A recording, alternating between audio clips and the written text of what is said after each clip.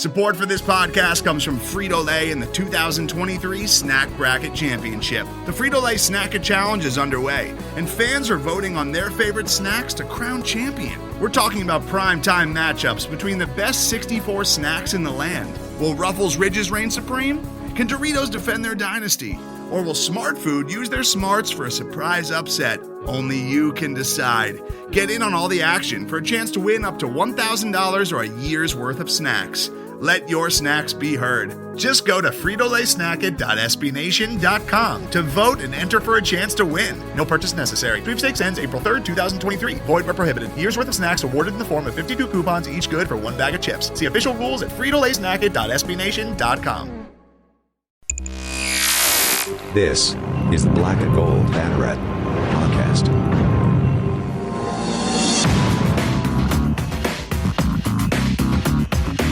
Now, here are your hosts, Jeff Sharon, Eric Lopez, and Brian Murphy.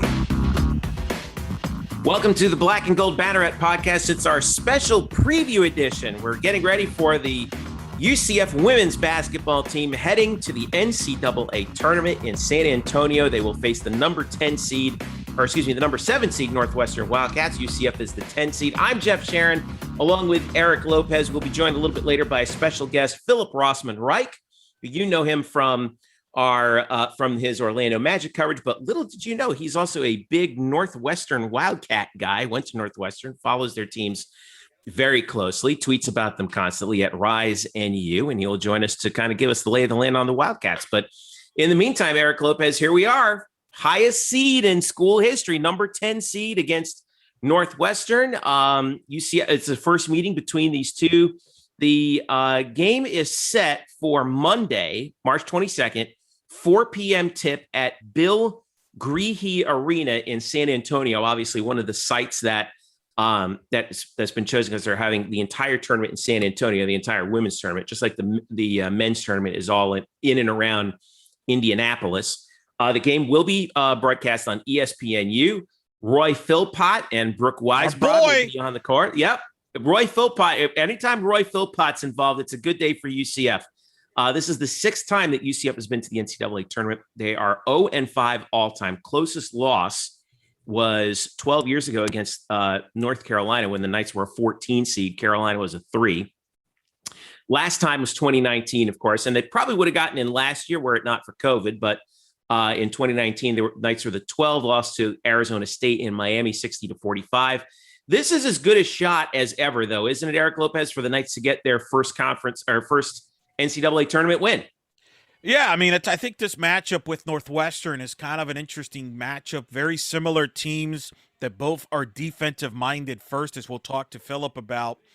But, you know, you look at our own Brian Murphy, our odds makers for women's basketball, evidently, told us in our previous podcast that Northwestern was about a 3-point favorite. I think that's basically a pick'em game. Mm-hmm. So I think you're right. I think this is definitely a more favorable matchup than 2019 against Arizona State, which had more firepower offensively, and they were certainly taller. You know, plus UCF hadn't been to the tournament. At least you have a few players on the roster that have been to the tournament. But so yeah, I mean, it's a much more a better opportunity. Whether they can win or not, who knows? But you're right. I think it's an intriguing game that. It should be, on paper, one of the better first-round matchups of the entire tournament. So Northwestern comes in. They were 15-8 on the season, 11-7 in the Big Ten. They reached the final of the Big Ten tournament and lost to Maryland 85-52. They beat Michigan and Illinois along the way. Maryland, of course, obviously the juggernaut out of the Big Ten right now, but they have a few, but the Wildcats have a few pelts on their wall here. They took out Ohio State 69-57 earlier in the year. This is not a team that UCF is going to be able to overlook by any stretch of the imagination. No, not at all. I mean, Northwestern certainly a team that, you know, they kind of like UCF. They were going to be in the tournament last year. They didn't, obviously the whole cancellation deal, but they were on the top of the Big Ten. Big Ten is a top 5 league in women's basketball, and they've done a nice job turning around that program, and I think they've got bigger fishes to fry. So you're right. I think it's a really quality team. I think UCF, my concern is some of the size that Northwestern has. I think points in the paint is going to be a key in this game, and also protecting the basketball. Northwestern does a great job of turning you over defensively, just like UCF does. I mean, to me, Jeff, as we watch this game on Monday, who's protecting the basketball? And I'm not just talking about turnovers in total. I'm talking about live turnovers. In other words, turnovers that lead to layups and free points. Yep, steals, pass throwaways, things like that. Right, because if you turn the ball over, but it's a dead ball turnover, that's not going to hurt you as much as, say, a live ball turnover. And I think with both of these teams, they feed off turning you over and getting easy baskets because their offenses at times struggle on the half court. So to me, that's a key factor to watch as this game unfolds on Monday. Yeah, I mean, we talked all year about how UCF women's basketball is one of the best statistically defenses in college basketball history, in NCAA women's Division I history, certainly, by giving up only 49.9 points per game, one of, I think, 16 teams ever to give up fewer than 50 a game. Well, Northwestern themselves is pretty good, even though they're giving up over 60 a game. Where they make their hay is like you were saying, by taking care of the basketball. They're number one in the country in turnover margins, +9 a game. So that's going to be it. So it's the unstoppable force meets the immovable object, right? So to talk about that a little bit more in depth, let's get to our guest. You know, Philip Rossman-Reich. He writes about the Orlando Magic for Orlando Magic Daily. Also works for Spectrum Sports. And he's a big Northwestern guy, and he joined us to talk about his Wildcats on the eve of their appearance in the NCAA tournament against the UCF Knights. Here's our interview with Philip Rossman-Reich.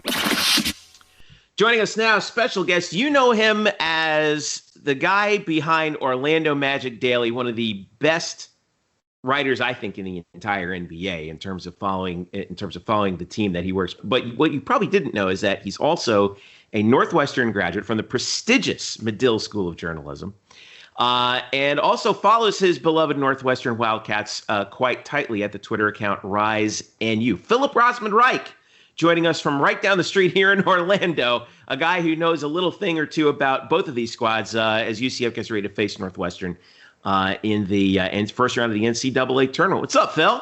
Not too much. You know, I'm glad to be talking about a team that's in the tournament and actually doing things, because it's been a while since I've experienced a basketball team winning. So it's kind of nice to put my other hat on and watch a team that's playing well. Thrown at both Northwestern and Orlando. Golly. Well, let me ask you this. So all right, Northwestern basketball. The trials and tribulations of the men team are well documented, having never been to the NCAA tournament except for one time in their entire history, which was cause for a holiday, I think, in the Chicagoland area. But I can confirm that it was a cause for a holiday in Salt Lake City. That city's never been more purple, and the Jazz wear purple. Right. But let me ask you about the women's team. Give us a lay of the land of sort of the 30,000-foot view of Northwestern women's basketball and the success and the relative success that they have had over the years. Yeah, I mean, so, you know, Northwestern women's basketball is very similar to the men's team. Like, yeah, they'd been to the tournament before. It wasn't like they had this long tournament drought, but they maybe take like little pot shots at getting into the tournament. You know, it's maybe 1 year every decade, almost every decade, actually, at this point. I mean, I remember the women's basketball team was my first beat when I was in school at Northwestern University. And you know, I read a lot about the 1997 team. You know, I knew about Annika Brown-Sanders, or she was just Annika Brown at the time. At the time she was at Northwestern. You know, I knew a little bit of the history, but there wasn't much history to know. You know, no super notable players. Like Annika Brown's probably the most notable player, and unfortunately, she's probably more known for something that happened after her basketball career within the basketball industry, which we don't have to get into here. I can explain that story off air, or you can go research it yourself. She was a very, very good basketball player, and shouldn't be known for, unfortunately, what she's known for. But it was, you know, that there was just that one team and then just a lot of nothing. Like the year that I covered Northwestern was 2007. They won just 2 Big Ten games, and, you know, they were just going nowhere very, very fast. And so in 2008 or 2009, to hire Joe McEwen, who led George Washington to perennial tournament appearances, got them to a Sweet 16, actually. And he really changed the culture of this program. It took them a while to kind of find their footing and break through and get to the NCAA tournament, but they did that. But they did that in 2015, now I'm blanking on years, but they did that, and then they kind of struggled to get back to that level until last year. Last year, Northwestern won the Big Ten in the regular season. They were co-Big Ten champions in the regular season. They ended up losing in the tournament, but they were poised to be a 2 or 3 seed in the NCAA tournament. They were one of the best teams in the country. And then, of course, everything kind of shut down. And so this season brought back a lot of those same players. They're kind of really the actualization of what Joe McEwen wanted to do the entire time he's been at Northwestern, and they play great defense, and they're back in the tournament for essentially what is the second straight year, which is just a huge accomplishment for this program. I mean, I remember last year, contacting a few of the old players that I had covered and just saying, this is so incredible that this program's gotten here, and they all joked with me that we think we laid the seeds for this, but this is a program that is still trying to find consistency. They've been able to do it every so often. It's just about trying to get, Big Ten's tough, obviously, but trying to get into the tournament every year. And so this year was despite taking a step back as a 7 seed instead of a 2, 3, 4 seed, it's still a big accomplishment to be back in the tournament. Yeah. Talk about their style of play, because I watched Joe's press conference after the selection show. And it was funny. They asked him about UCF, and he said he saw a lot of things similar to what they do, because they like to play defense as well, right? They believe in defending, forcing turnovers. They turn teams over. They average 20 turnovers, the opponent forcing them, and they get 22 points off those turnovers. So just talk about the style that he has brought to Northwestern. Yeah, I mean, the style that he had at George Washington was very much based on defense. They wanted to press a lot. They wanted to kind of force you into traps and to speed you up in a lot of ways. And that's kind of how he's played. And it's been a little bit more difficult to implement that at Northwestern, but that's still the way they play. They get into you. They play physical. They trap a little bit. They press a little bit.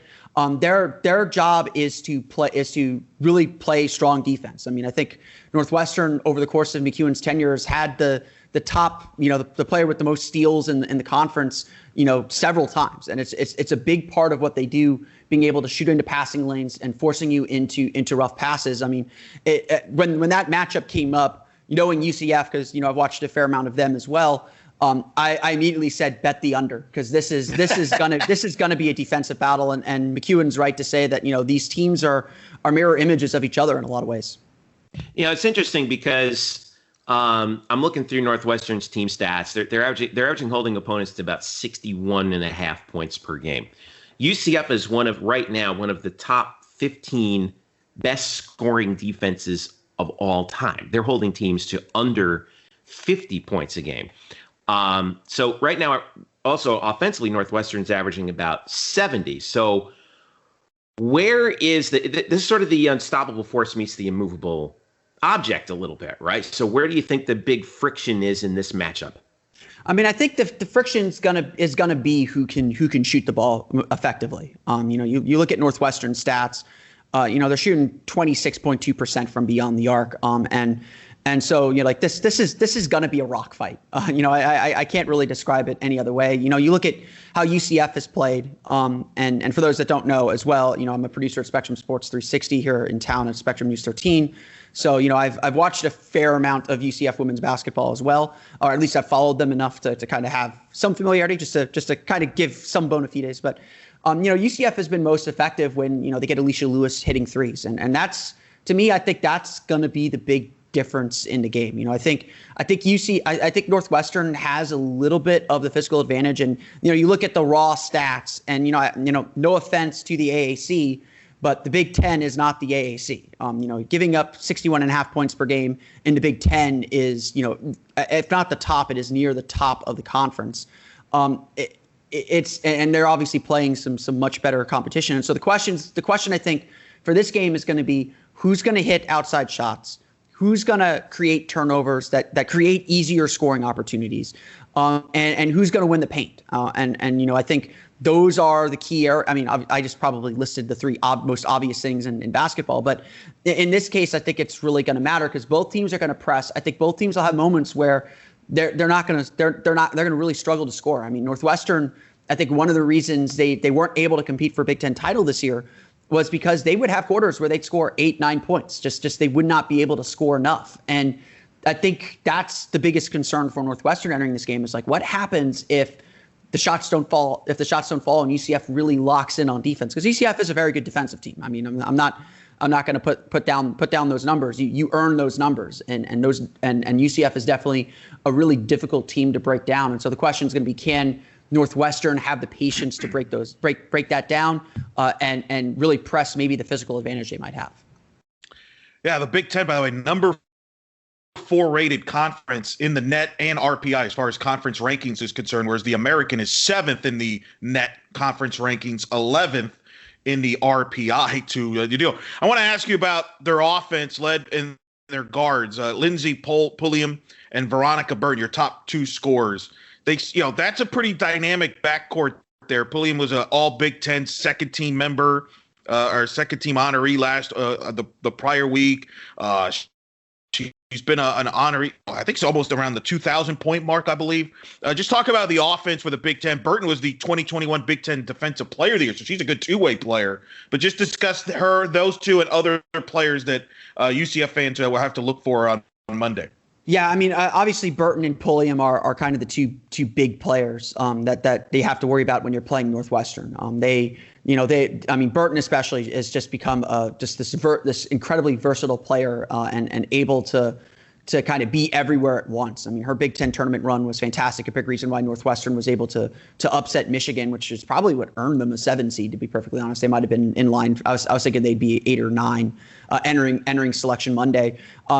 Burton is, I mean, you describe them as guards, and certainly they play on the ball, but these are not, I don't think these are considered guards necessarily. I think these are, Burton especially can play in the post a little bit. She's gonna work the inside. And I mean, Northwestern's strategy is not based on the 3-point line. They're not out there shooting a ton of threes. They're looking to move the ball and get in the paint. And that's obviously, that sounds familiar. Yeah. It's going to be interesting to see how these two defenses are so similar. It's going to be interesting to see how both teams attack the paint. And, this is where I think Northwestern's size might be the advantage. Pulliam is more of a traditional guard for sure. And she can hit from the outside. She struggled a little bit this year. But she can, when she gets going, she is a really, really impressive player. It's just the consistency this year hasn't been here after a strong year last year. And obviously those two are going to carry the bulk of the scoring load for Northwestern. I keep an eye on the other starters, Sydney Wood and Jordan Hamilton too. But at the end of the day, it's going to come down to what Burton and Pulliam are able to do for Northwestern. That's pretty interesting there. I want to ask you, as somebody who's obviously part of the Northwestern fan base, you and I have talked about this at length. I mean, Northwestern has so much pride in their sports. Softball, we've talked about in other platforms. Coach Drohan has done an incredible job at Northwestern. Women's lacrosse, Michael Wilbon just promotes the heck out of that program on Pardon the Interruption. I'm a little disappointed he didn't give a shout out. Well, in fairness, his niece did play for them. Oh, okay. See, I didn't know that. So there's a little insight in there. Women's lacrosse, though, it's been a big, tremendous program for them. Where does women's basketball fall in line? Because obviously men's basketball got so much attention for making that tournament and all the alums going to Utah. But let's be honest, that's been it really for the highlight for men's basketball. Women's basketball, you could argue, has been more successful as a whole. So where is women's basketball fit in the whole picture of Northwestern? Obviously football's at the top with Pat Fitzgerald and the job he's done over there. Where does women's basketball fall in line? Yeah, I mean, obviously taking out the revenue sports, just because those get all the attention. Women's basketball, I think, is still kind of finding its way. I mean, again, when I was on campus, no one went to games. Like literally, it was me and the beat writer would catch the band bus to go to games. There was just no interest in the team, and they were struggling. I mean, there's no reason to go see them play. Certainly, women's lacrosse, they've won national they had a dynastic run in the mid 2000s. They're still among the best women's lacrosse programs. And honestly, like even some of the top women's lacrosse programs now, the Northwestern's fingerprints all over them. Like Kelly Amante Hiller has a coaching tree in women's lacrosse that's just incredible. That just as that sport has grown in popularity. I think softball is right there with them. The men's soccer programs had some success, but women's basketball, I think, has always been a little bit of a sleeping giant on campus. I mean, from what I understand, when they were really good last year, fans showed up. Fans were really excited, and obviously, for Northwestern to be in the NCAA tournament, just to have those words mentioned, I think that does pique the interest of fans. And as Northwestern has gained some consistency, they had the tournament run a couple years ago, in like 2014, 2015. They had that tournament run, and then they. There's a lot of interest in them there. There's a lot of pride that they were back in the tournament for, I think it was the first time since 1997. And then it kind of went up and down. The team was just up and down. So if Northwestern now is heading a period where they're going to be in the tournament fairly often or more often, and they're kind of building kind of program momentum, I think the interest in Northwestern basketball is going to be much higher. There's certainly, some of the Northwestern podcasts that I follow have been all over the women's basketball team for several years now. And so I think on campus and in that sports landscape, the women's basketball team is really starting to make its mark and show that it can be one of the, not perennial powers in the Big Ten, but like the football team, able to compete for a Big Ten title every so often and in the discussion for, the NCAA tournament, which is essentially the bowl games of college basketball fairly often. All right, Phil, we're going to put you on the spot. Who you got? I do think Northwestern's going to win the game. I think it'll be like a 8-point game that feels like it's 15 because the defenses are so good. I think that there's going to be points where both UCF and Northwestern just struggle to score. It's going to be like last night's Magic game or Thursday night's Magic game against the Knicks. You have two good defensive teams, but I mean, like you have two good defensive teams. Sometimes it's going to be really ugly. And what's going to win the game is going to be who has the spurt, who figures it out for a 3-4 minute stretch and is able to get as many points as they can before the other team can adjust. I think Northwestern's size from their guards specifically is going to give UCF problems. It's as much about UCF just doesn't have consistent ways to create points. I mean, Diamond Battles has been fantastic, especially during this last stretch. They've had moments where they've looked really, really good and looked like they've put a lot of those pieces together. But so long as Northwestern doesn't turn the ball over, they're a relatively low turnover team. I think that eventually they'll break through and find that little bit to pull ahead and win the game. But, you're going against the knowledge of former President Barack Obama by making that pick. You know that, right? He picked UCF. I understand that. Chicago guy picking UCF. But my man Barack does not have a great record picking women's basketball. So it's a lot. It's really easy when you can just slide UConn in that national championship line. It's a little bit more difficult in the margins here. He picked Baylor to win it all. Right. Going bold there. That's a bold pick. Now, I noticed this, by the way. What is it about your school? You're talking about Northwestern offense kind of struggling with women's at times struggling. I feel like I see this every time in your tweets during the fall in football with Northwestern complaining about the offense. What is it? You guys can't get any offense in your teams here? I mean, it is. I don't know if you know this. It is cold in Chicago during the winter, and you don't want to touch the ball. It feels like a rock. So I don't know. I mean, it's Joe McEwen has always been a defensive-minded coach. That's what he built his reputation on at George Washington. That's kind of how he found an edge. Defense wins championships. I mean, I think we see this everywhere. Maybe UCF is the opposite of that, but I mean, like even look back at like UCF's basketball team when they made their tournament runs, when they made the NIT. Yeah, you had Taco Fall, but those teams under Aubrey Dawkins or under Johnny Dawkins, were really strong defensively as a start, and the offense kind of grew out of that. And I think that's especially for a program that's developing and growing. You start with the defense as your foundation. And then you could grow from there. I mean, certainly, yeah, you'd love to be able to score some points. And I think at a certain point, especially in a tournament setting, you got to be able to outscore teams at a certain point. But Certainly defense is kind of the program builder. I mean, you see that across sports. You defend well, you keep scores low, you give yourself a chance to win more games and gain confidence to grow elsewhere. That's all right. Defense. Now, we can't let you go. We got to bring up football. Spring practice is going on. We are in a honeymoon. Gus Malzahn, the greatest UCF football head coach of all time, is here. He's opened practice to the public, which is like breaking news here. And we got a Northwestern Wildcat to help the UCF team. Tell us a little bit about one of the newest UCF Knights, who's a Wildcat.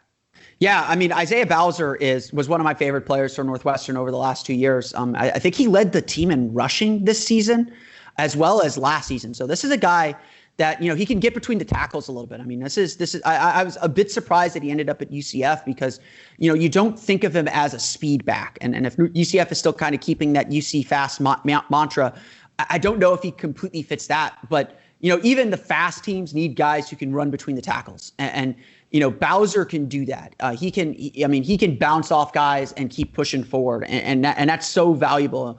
And he's kind of fleet of foot enough too that I think he can catch balls out of the backfield. And so, I was disappointed to see him transfer because, he was just such a fun back at Northwestern.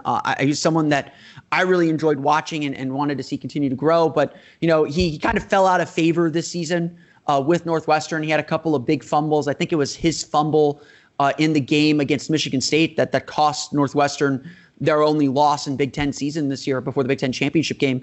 So he just kind of fell out of favor, and Northwestern found other backs that they really liked. And so he obviously decided to transfer. But I think UCF fans are going to love this kid. If he's going to Northwestern, he's a workhorse. To be at that school and be successful at that school with that program, you got to be willing to work hard because Northwestern is trying to make up talent gaps everywhere. And they've certainly narrowed that a little bit, but to compete for a Big Ten championship, they've got to be outworking everyone, and that's really a hallmark of Pat Fitzgerald's program there. I think that Bowser is going to find a niche within this UCF offense, and I think he's going to make an impact. I mean, this is a guy that has succeeded in Big Ten football at the D1 level, and so I think he'll find a role within this UCF team to contribute. Between the tackles, Jeff, you've been saying this for like the last year. Well, the thing is, like we've been running a lot between the tackles under Josh Heupel with that north-south run game, and I feel like Bowser's kind of like the answer to what Taj McGowan was a couple years ago. But under Gus, there's going to be a little bit more east-west run game, kind of reminiscent of what Scott Frost did. So I'm interested to see how Bowser fits in with that scheme. Of course, I could see him being kind of fitting into that sort of Kerryon Johnson kind of role where he's running a lot more off tackles and things like that.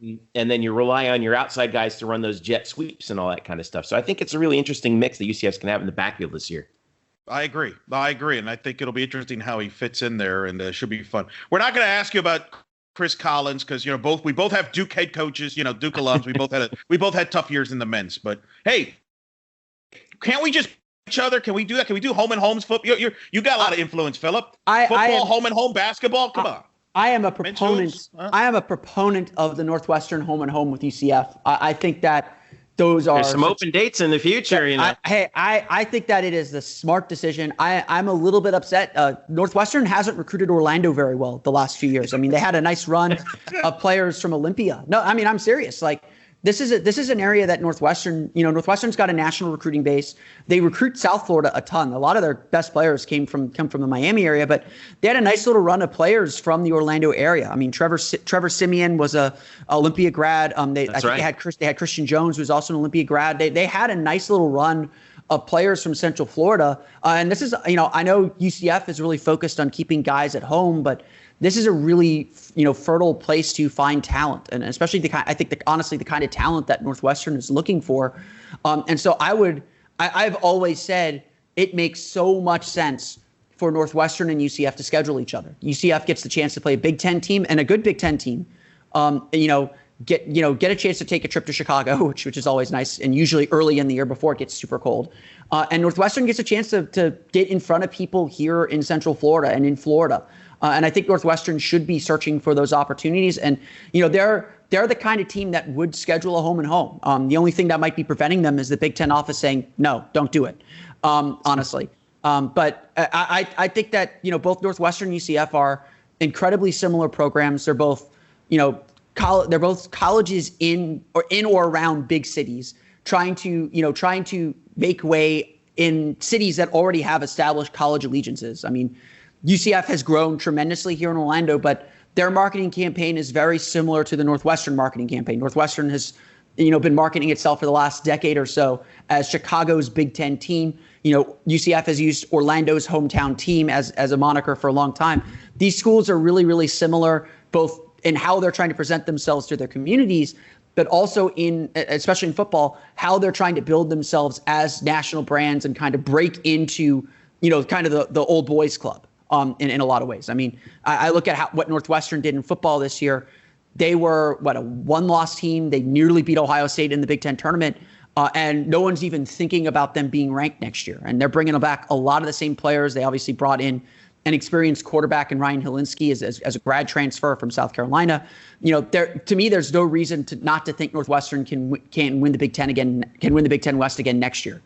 So I think that these two teams, are really, really good matches for each other.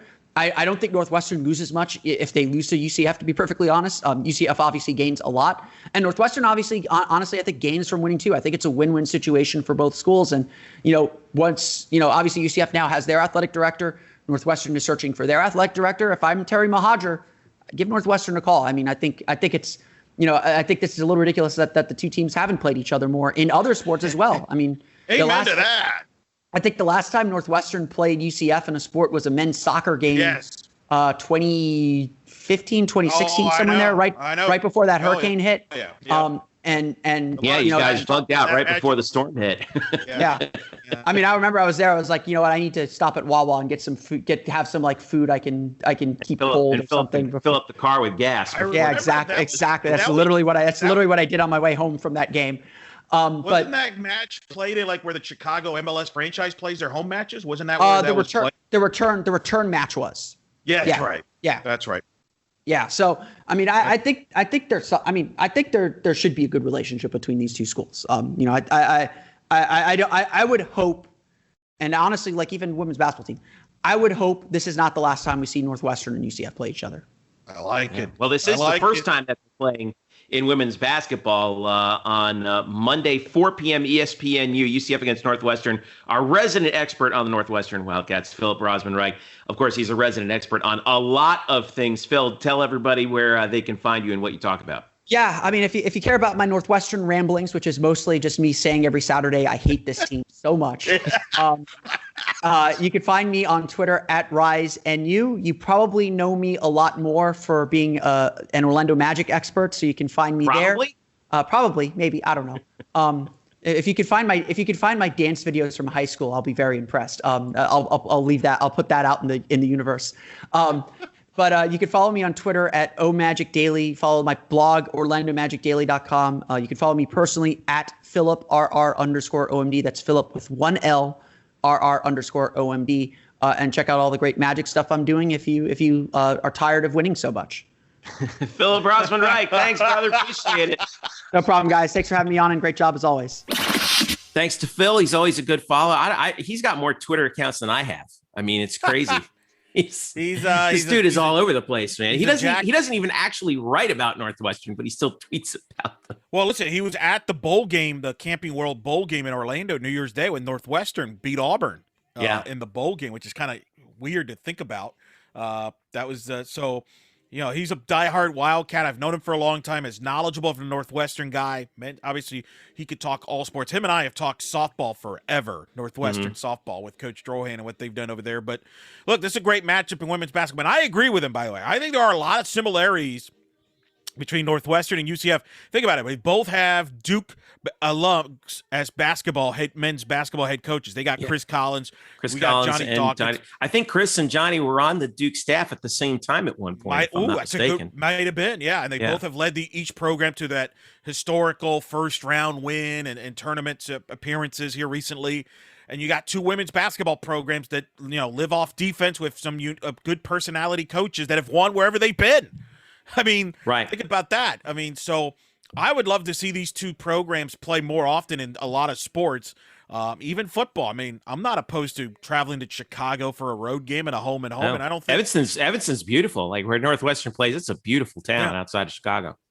But yeah, no, Philip is great, and it's good to hear him talk about a team that wins for a change instead of writing about a team that loses a lot like the other side. It's been a rough time for Phil covering the Magic, let me tell you, over the last few years. Tell me about it as somebody who covers the Magic himself. Right when we were thinking it was going to turn the corner, man. Unbelievable. All right, stick around. We get back. Eric and I will break down the game and wrap it up here on this special preview edition of the Black and Gold Banneret Podcast.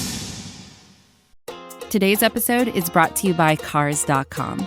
With over 2 million vehicles and 50,000 more added every day, Cars.com will match you with the perfect car for you, your budget, your life, your style. And if you're ready to say goodbye to your current car, Cars.com will get you an instant offer to cash it in. Just start by entering your license plate and get matched with a local dealer who will write you the check. So whether you're looking to buy or sell, just go to Cars.com. It's magical. All right, welcome back. Jeff and Eric with you here on the Black and Gold Banneret Podcast, our 2021 NCAA Women's Tournament Preview Edition, covering UCF against Northwestern. UCF, the 10 seed against the 7 seed Wildcats out of the Big Ten. Once again, a reminder for you, the game will be at Bill Greehey Arena in San Antonio, which is the home of St. Mary's in San Antonio. 4 p.m. tip on Monday, March 22nd. It will be televised on ESPNU. Roy Philpott and Brooke Weisbrod will be there. It is the 6th NCAA appearance for UCF and the second in the past 3 seasons. Of course, last year there was no NCAA tournament. So, all right.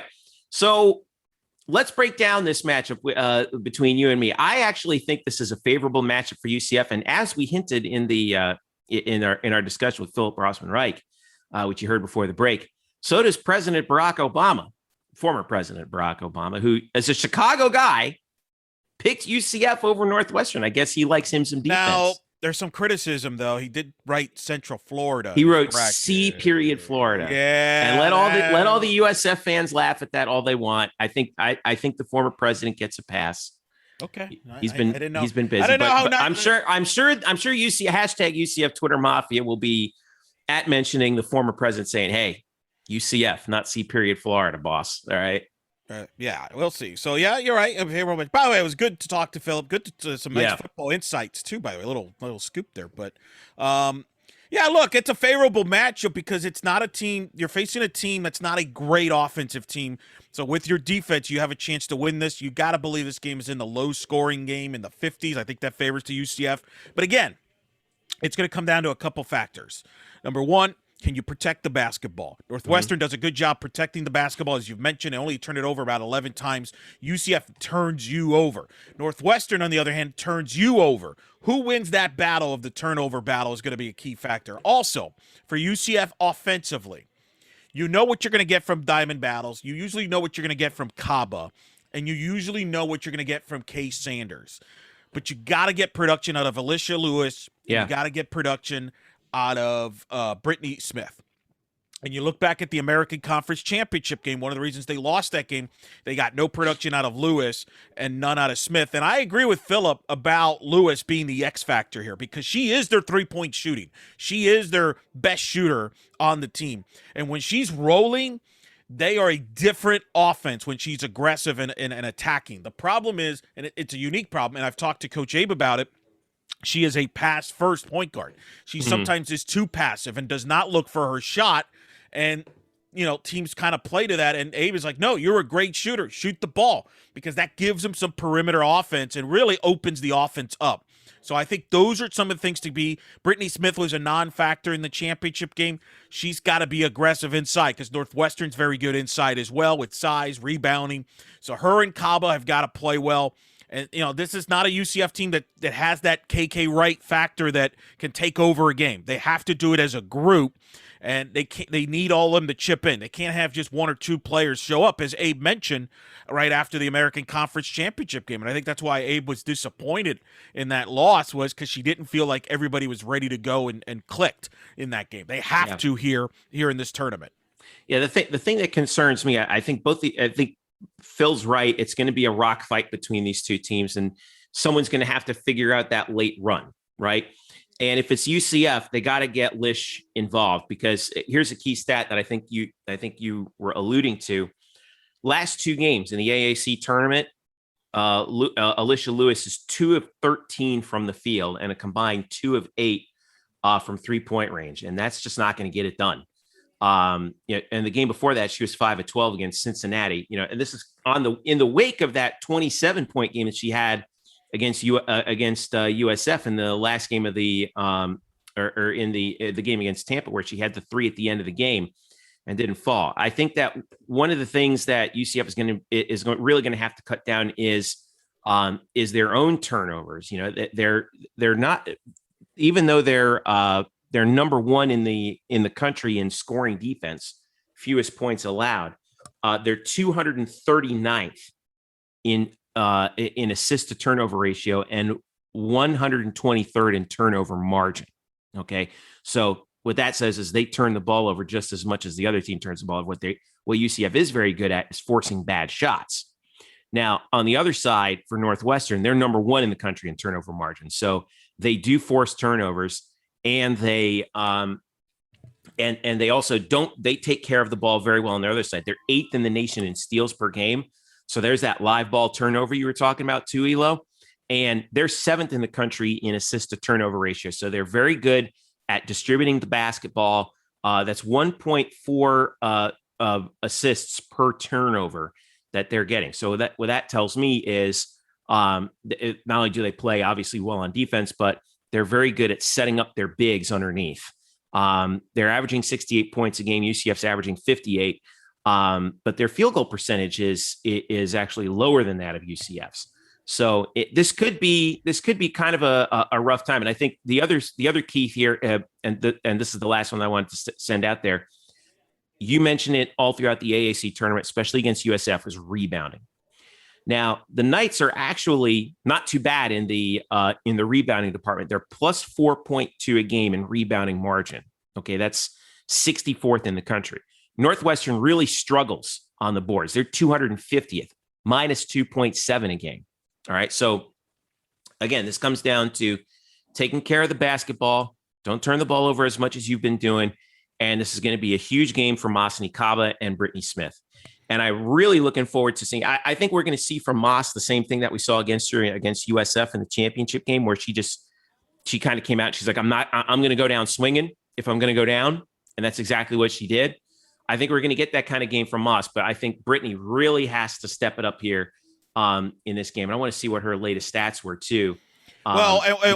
She kind of disappeared in that championship game. It's too bad because, I thought that situation was kind of tailor-made for her. And I think this is a great chance for her to redeem herself here. Yeah, she was only she had one field goal attempt the whole game, 7 minutes against South Florida. And this was after a game against Houston where she was really good, 4 for 7, 10 points. And that was off of a pretty rough night against Cincinnati. She had 2 pretty good games back to back to end the regular season against South Florida. This is her time to shine. And I'm really looking forward to her snapping out of the funk that she got into in that South Florida game. She had a little bit of foul trouble too, but this is her chance right here. It is, and they have to win the battle on the boards. I agree with you on that. Couple players to remember. You talked about Veronica Burton, averages 16.9 points per game. Their leading scorer is their really distributor of the basketball, leads them in assists. 93 steals she has this year in 23 games. That's all. That's an insane number. She knows how to get into a passing lane, man. You got to watch out. That is amazing. 4 steals a game she averages. She is. There's a reason why, defensive player of the year in the Big Ten. You got Lindsey Pulliam. They got a good 1-2 punch offensively. Pulliam averages 15 points a game. Sydney Wood is their third leading scorer, averaging 11.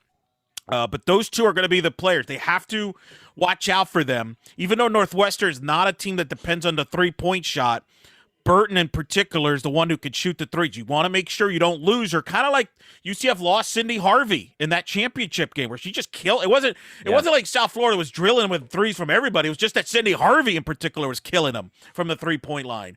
So they can't let Burton get loose in that zone. And I think that's going to be a factor there. And you're right. It's a fascinating matchup, very similar. I think the intensity and the pressure, both teams are going to try to force the other team to turn the ball over. And you mentioned, and again, I'm going to highlight this again, and we're going to mention this throughout until tip time, live ball turnovers. If UCF is turning the ball over at an extreme clip, live ball, they're in big trouble, because I don't believe, Jeff, the team that falls behind in this game, if one of these two teams falls behind by 8 to 10 points, it's going to be hard to come back against the defense they're playing against. I think you're right. I think you're definitely right about that. Northwestern forces 11.3 turnovers, turnovers 20.9, turnovers per game, 11th in the country. That's a lot. UCF forces 19. So this game could end up looking, I feel like it's going to look sloppy, but it's just the defenses could just overwhelm the offenses, at least at this point. And points are going to be at a premium. I think Phil was right. Take the under. Take the under. I think Murph said it was 108. So yeah. And look, these two teams are playing in an arena they've never played at. So how are they going to small gym too? It's not right. They're not playing at the big arena. They're playing in a small gym, basically. We've seen pictures of it, it's tiny. So it's going to be a very close-in atmosphere. Yeah. So, it's going to be some nerves. It's going to be some nerves. Even Coach Abus talked about that. In fact, you could watch her post or her interviews on our YouTube page there. But yeah, she talked. I think that goes both ways, though, don't you think? Yes, I mean, Northwestern was kind of Northwestern was kind of in the same boat this year as UCF is, where they got in 2019. No, their last time they got in was 15. They were going to get in last year because they didn't get Big Ten. They didn't, but the tournament didn't happen. So you're right. You're right. UCF technically has a little more experience with a few of the players on the roster that were part of the 19 team than Northwestern. So nerves will play a role early. That's something to look for early in the game, how both teams might be a little jittery. Don't be surprised if, the first 5 minutes of that game, there's maybe like 2 baskets combined. Yeah. Veronica Burton, number 1 in the country in steals, like you said, total 93. Wow, and that's going to be interesting. I'm curious what Northwestern, is she the type that they're going to put her on diamond battles? Are they going to put her on a specific player? Or are they just going to have her roam around? Interesting to see how Northwestern handles that. Yeah. But she's a force. Yeah, and that could be a real issue for a team that in UCF that gives up the ball 18.1 times per game, even though they force a lot of turnovers at 19. That's something that they haven't been able to tighten up yet this season. And if you're going to tighten it up, now's the time. So taking care of the basketball, getting good looks on the interior, and letting your bigs do the work. 2 teams, by the way, they're capable of pressing you, which is so fascinating, right? Because the old theory is, hey, you press a team that presses a lot because they don't like to be pressed, which is fascinating. But this could be a kind of a wacky, wild, low-scoring game, if that makes sense, because I think it wouldn't surprise me if both teams try to press early and try to force some turnovers and really kind of wear teams down. Both teams like to wear. They're very similar, philosophies. They don't play the exact same style, but they basically the concept is the same. Should UCF get through, they would face likely Louisville, number 2 seed, who is really good. They play Marist in the first round. Marist is they've got quite a task ahead of them. But when we look at the Louisville Cardinals out of the ACC, head coached by Jeff Walls, they've had they were in the running for a number 1 seed this year. Net ranking is 6. By the way, Northwestern's net was a 31. UCF was 38. But this is a really good Northwestern team. They're one of the best teams on offense, 23-3, 14-2 in the ACC. We touched upon it in our regular show during the week. Anything can happen, obviously. UCF has not won an NCAA tournament game before. They have as good a chance this year as they've ever had. Chances they get to the Sweet 16? Well, Defense travels well. We know about that, right? So it's a possibility, but again, they're going to have to get hot, especially shooting the ball. They're going to have to cut down on the turnovers if they want to get a shot against the Louisville Cardinals in San Antonio. You think they got a shot to get to the Sweet 16, Eric? Let's just worry about the first round. Let's just worry about the first round. I'm feeling optimistic. I have, and usually this blows up in my face, but I have faith in Coach Abe. I have faith in her defense, in her philosophy. I have faith in Diamond Battles and Masani Kaba, your senior leadership on the team, right? I think they got a good shot. It's going to be tough. Well, I think they got a shot in the first round. They have a shot in the first round, no doubt. I think they have a puncher's chance against Louisville. Well, we got to get there first. Yes, I think that's the first. I mean, that's exactly what Coach Abe would tell me too right now. Yeah. So let's focus on the game in front of us right now. Yeah, exactly. Right. See, right now your dog's barking. He doesn't even want to hear about this. I know. Lucy is not interested. She's screaming at me. She's telling everybody don't listen to him right now. Yeah. So once again, Monday, 4 p.m. on ESPNU, UCF against Northwestern, the 7-seeded Wildcats against the 10-seed Knights. We'll be providing coverage for you throughout the weekend and, of course, covering the game live on game day as well, right here on Black and Gold Banneret. For Eric Lopez and Jeff, I'm Jeff Sharon. Also for our guest, Philip Rossman-Reich, make sure you follow him for all the latest on the Orlando Magic and on Northwestern. Rise NU is his Northwestern place. Philip RR_OMD is his personal account. Make sure you follow him there. Best Orlando Magic reporter that I know, Philip Rossman-Reich. He just knows his stuff better than anybody. So thanks to him for spending some time to talk a little bit about Northwestern. For Eric, I'm Jeff. Thanks for listening. This has been the Black and Gold Banneret Podcast. Enjoy the weekend, and we'll see you on Monday, 4 p.m. tip.